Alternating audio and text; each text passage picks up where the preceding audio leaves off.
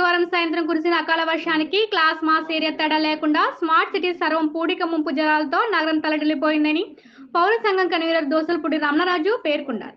ఈ సందర్భంగా ఆయన మాట్లాడుతూ పురవీధుల్లో అవసరం లేకపోయినా సీసీ రోడ్లు మరింత ఎత్తు చేయడం వల్ల ప్రధాన రహదారుల జంక్షన్లు అతి పల్లంగా తయారయ్యి R&B క్రాస్ కలవట్లు దిగువ పూడికలు వ్యాసం తీయించకపోవడం, తగిన వెడల్పులతో పూర్వ కలవట్లు పునర్నిర్మాణం చేయకపోవడం వలన రేచలపేట రైల్వే డ్రైన్, PW కాలువలు, Chidilapuram major drains, cover slab drains ఉప్పుటేరు ప్రక్షాళన చేయకపోవడం వలన వర్షం దాటికి వరద ముప్పుగా మారి మురుకు నీటితో నగరం ముంచెత్తిందన్నారు.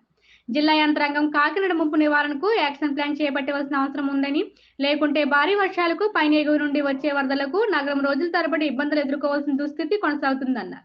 ఇప్పటికైనా జిల్లా యంత్రాంగం కళ్ళు తెరవాలని, కాకినాడ ముంపు బెడద నిర్వహణకు యాక్షన్ ప్లాన్ అమలు చేయాలని పౌర సంక్షేమ సంఘం కన్వీనర్ ప్రముఖ సామాజికవేత్త దోసలపూడి రమణరాజు డిమాండ్ చేశారు.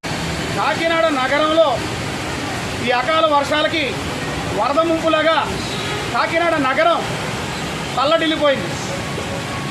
మరి ముంపు నివారణకు చేయాల్సినటువంటి చర్యల్ని కార్పొరేషన్ పట్టించుకోవడం లేదు.